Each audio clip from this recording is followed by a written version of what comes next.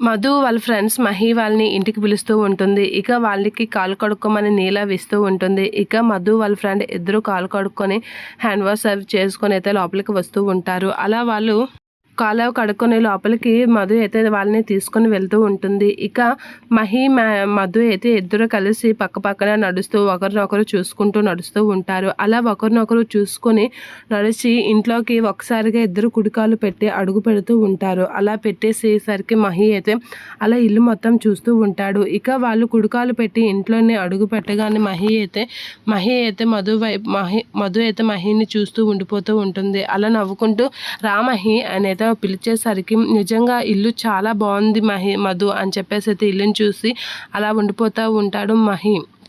ఇక మహి అయితే వాళ్ళ నాన్నగారికి నమస్కారం అంకుల్ అని చెప్పేసి అనేసరికి రండి బాబు కూర్చోండి అనేది అంటూ ఉంటాడు మధు వాళ్ళ నాన్న. వాళ్ళిద్దరూ అలా కూర్చునేసరికి ఇల్లు చాలా నీట్గా ఉంది మధు అని చెప్పేసి అయితే ఇల్లు అంతటిని చూసి మహి అయితే అంటూ ఉంటాడు.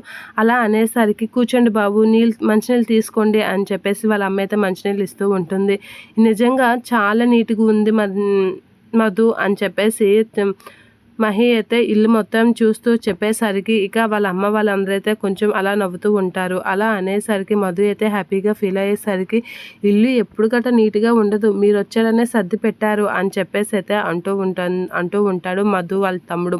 అలా అనేసరికి ఏంటి ఏం మాట్లాడావు అని చెప్పేసి అనేసరికి అవును మీరు వచ్చారనే ఇల్లు సర్ది పెట్టాం అని చెప్పేసి అనేసరికి ఇక మధు అయితే వీడేంటి ఇలా తయారయ్యాడు అని చెప్పేసి కోపంతో వాడికాసి చూస్తూ ఉంటుంది. అమ్మో దీనికి బలి అయిపోతుంది అని చెప్పేసి ఇప్పుడు ఎలా అని చెప్పేసి కవర్ చేయడానికి అయితే ట్రై చేస్తూ ఉంటాడు. అది కాదండి జోక్ చేస్తాను అని అనేస్తూ ఉంటాడు. అలా అనగానే అందరూ నవ్వేస్తూ ఉంటారు.